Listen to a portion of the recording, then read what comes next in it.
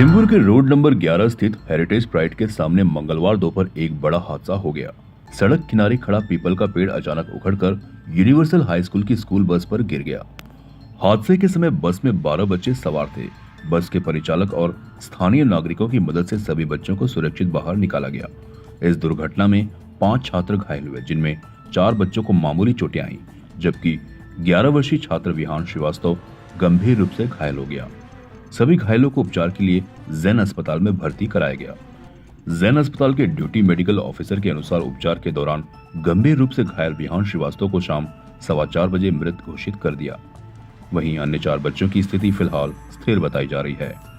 घटना के बाद राहत एवं बचाव कार्य तत्काल शुरू कर दिए गए थे। मामले की आगे की जांच जारी है।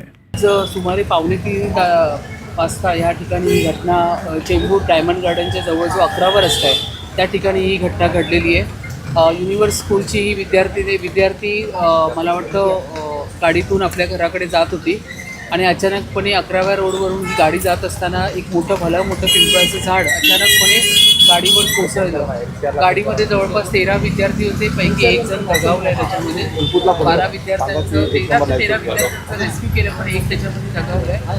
हॉस्पिटलमध्ये साधारण ICUमध्ये 3 विद्यार्थी होते, त्यापैकी एकाला आत्ता जस्ट डिस्चार्ज दिलेलं आहे। 2 जण अंडर ऑब्झर्वेशन आहे। उद्या परवापर्यंत त्यांना पण डिस्चार्ज दिला जाणार।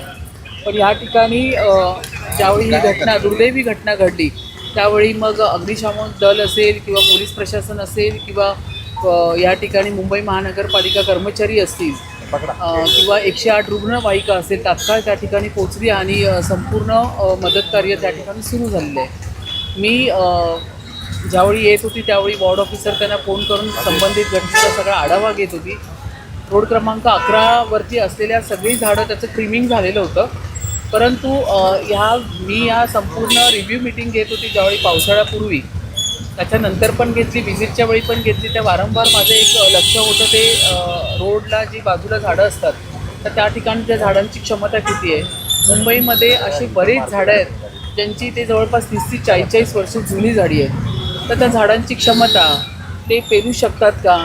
आता त्या झाडांची मुळं किंवा त्यांची ही संपूर्ण ऑडिट एकंदरीत त्या झाडांचं झालं पाहिजे अशा पद्धतीचा आग्रह मी कायम प्रशासनाकडे केलेला आहे आणि ते मी करून पण घेणार आहे। परंतु ही जी घटना अतिशय दुर्दैवी झालेली आहे, पालकांना मी भेटून आलेले आहे। जो विद्यार्थी या ठिकाणी मृत पावलेला आहे त्याच्या आईवडिलांना मी या ठिकाणी भेटलेले आहे।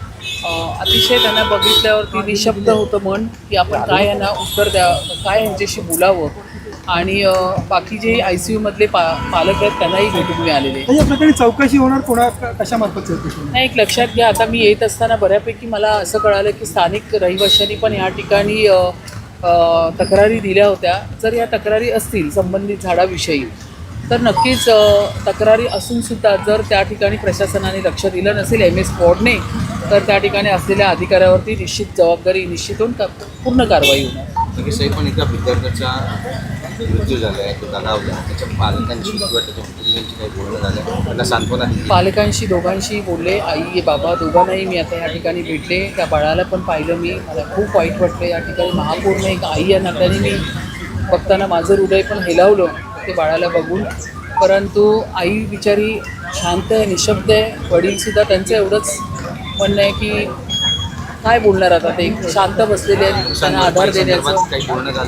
आता ह्या क्षणी आम्ही तर पूर्ण महानगरपालिका संपूर्णपणे त्यांच्या पाठीशी उभे आहोत, सर्वतोपरी आम्ही पूर्ण उभे आहोत। पण आता ही वेळ नाही आहे त्यांच्याशी ते सगळे चर्चा करण्याची, नुकसान भरपाई, कारण ते त्या मानसिकतेमध्ये नाही आहेत बोलण्याच्या, परंतु पूर्ण महानगरपालिका सगळ्या दृष्टीने पाठीशी। संपूर्ण मुंबईमध्ये अशी बरीच झाडं आहेत ज्यांना बरीच वर्षे झाली आहेत आणि त्यांच्या संदर्भात तक्रार आहे। तुम्ही काय आता कसं आहे ना, ही सुरुवात झालेली आहे पावसाला, अजून 4-5 महिने आपल्याला काढायचे आहेत। अशा पद्धतीने जर मुंबई महानगरपालिकेच्या MMR रिजनमध्ये असणारी सगळी झाडं त्याचं ऑडिट होणं हे फार गरजेचं आहे। ही घटना एक घडली, येणाऱ्या 4-5 महिन्याचा पावसाळा या मुंबईकरांना आनंदाने आस्वाद घेतला पाहिजे। रोडवर चालताना त्यांना भीती वाटता कामा नये अशा पद्धतीची काळजी मुंबई महानगरपालिका प्रशासन असेल किंवा सगळे, आम्ही या ठिकाणी वृक्ष प्राधिकरणाच्या या ठिकाणी अध्यक्षसुद्धा आलेले आहेत, त्यामुळे आम्ही तातडीने सगळेजण इथून धावत आलेलो आहे। आम्ही सर्व या सगळ्यांबरोबर उभे आहोत, परंतु जी झाली आहे घटना ती अतिशय दुर्दैवी झाली आहे। या ठिकाणी मी सांगतो खरंच ही एवढी दुर्भाग्यपूर्ण घटना आहे आणि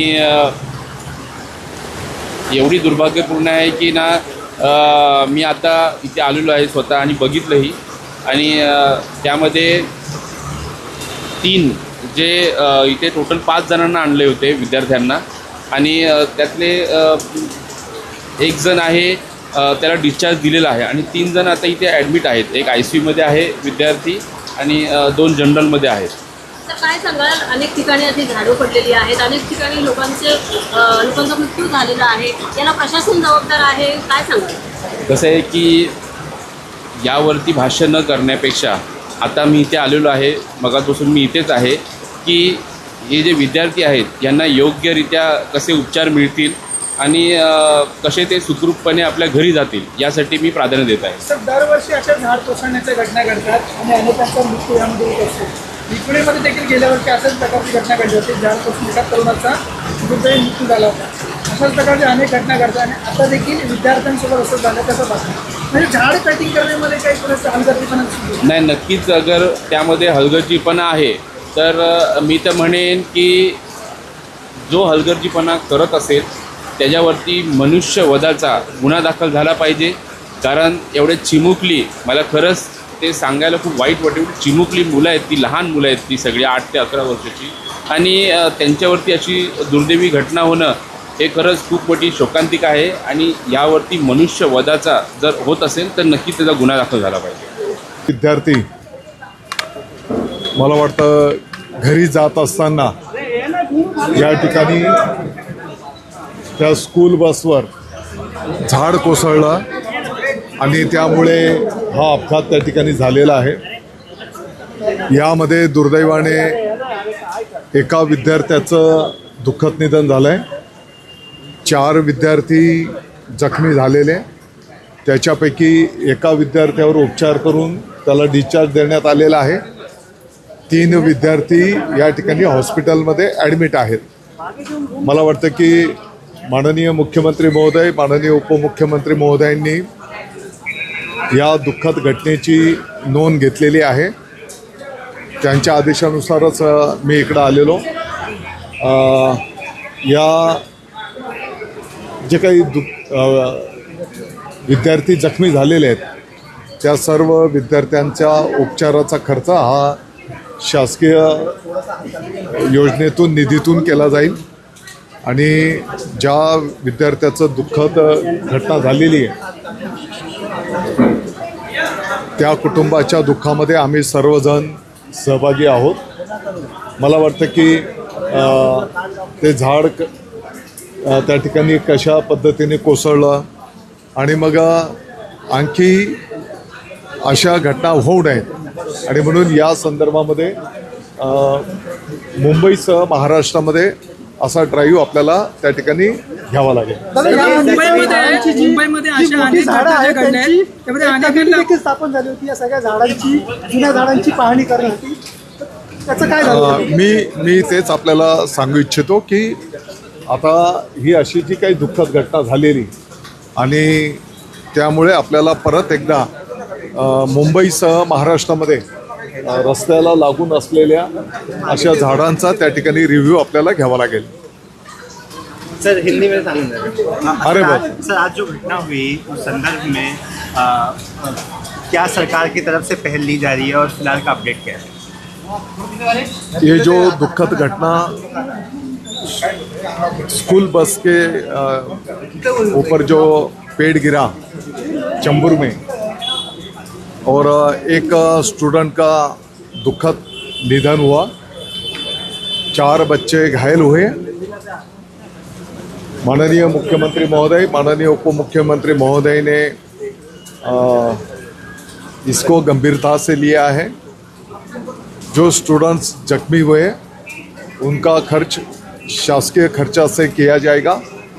जिनका हमारे स्टूडेंट का दुखद निधन हुआ उनके लिए भी सरकार की तरफ से मदद दी जाएगी. हमको इस बात का पता है क्या मदद देने से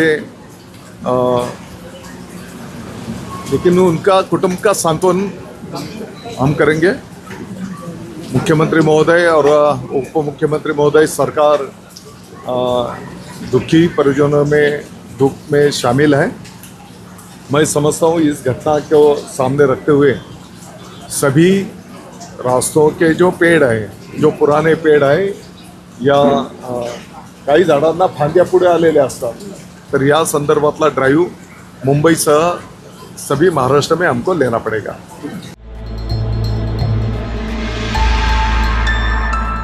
CEN न्यूज देश प्रदेश की ताजा तरीन खबरों के लिए CEN न्यूज को सब्सक्राइब करें और रहें पल पल की खबर से हर पल बाखबर।